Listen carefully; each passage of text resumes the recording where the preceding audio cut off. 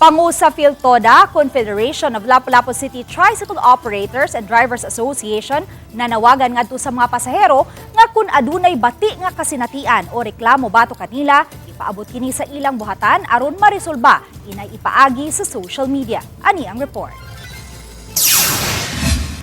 Sa post sa usa ka netizen niadtong Pebrero 6, iyang giasoy ang kasagmuyo ug kabalaka nunod sa kasinatian sa iyang anak nga misakay og tricycle gikan sa MTC aron magpahatod sa ilang balay sa Barangay Basak. Sa iyang post, giingong gipaninglan ang iyang anak og pakyaw nga pliti sa tricycle driver. Apan kay pamlitira sa minimum ang dala niyang kwarta, gipangayuan niya ang driver og contact number aron iya kining kontakon ug hatagan sa gibungat niini nga plitihan. Apan dihang gikuha sa iyang anak ang cellphone aron i-save ang number sa tricycle driver, kalit niining gilabni ang cellphone ug miingon nga wa koy salig nimo ug milahos padagan ang tricycle.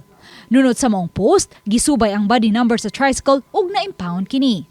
Apan matod ni Sixto Tumulak Jr., pangu sa FELTODA nga sa ilang investigasyon, way kamatuuran ang post sa usa ka netizen.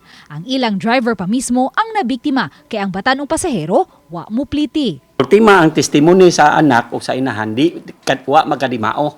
Kaya according sa anak, nawa yang cellphone habilin sa tricycle.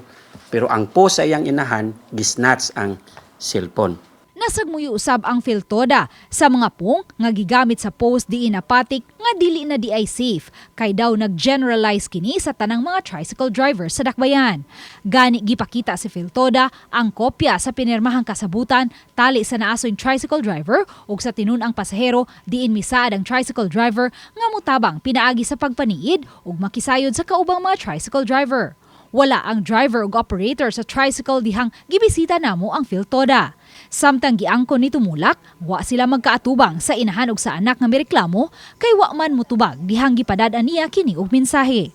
Subay niini, nanawagan ang FELTODA sa mga pasahero nga ipadangat sa ilang buhatan ang reklamo batok sa mga abusadong tricycle driver, mga butang nga nahabilin sa tricycle ug uban pa inay ipaagi sa social media. Kay naa ang FELTODA, andam nga mo tabang, mo assist, kay nga naman usako sa gisaligan sa atong bayor para pag-disiplina, pag-organisa, no?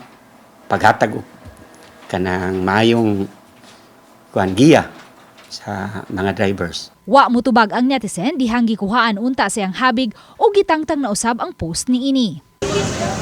Samtang gipahibaw usab sa pangu sa Basgontoda kon Basak Gunob Tricycle Operators and Drivers Association nga did-an nilang makapamasahero sud sa usa ka tuig ang mga tricycle drivers nga nakadunggab ug nadunggaban sukad niadtong Pebrero 14. Na-discharge na usab sa tambalanan ang tricycle driver nga nadunggaban. Samtang nakapiyansa na niadtong Pebrero 11 ang nanunggab nga tricycle driver. Sa ilang gibuhat nga sa laod, krimen man god. Usa po siya nga murag kanang makamatngon po uban namo nga mga tuda ba nga di day maayo nga maghimot sa laod sa atong grupo. Uban ni Marlon Melgazo, Luan Merondina, Balitang Bisdak.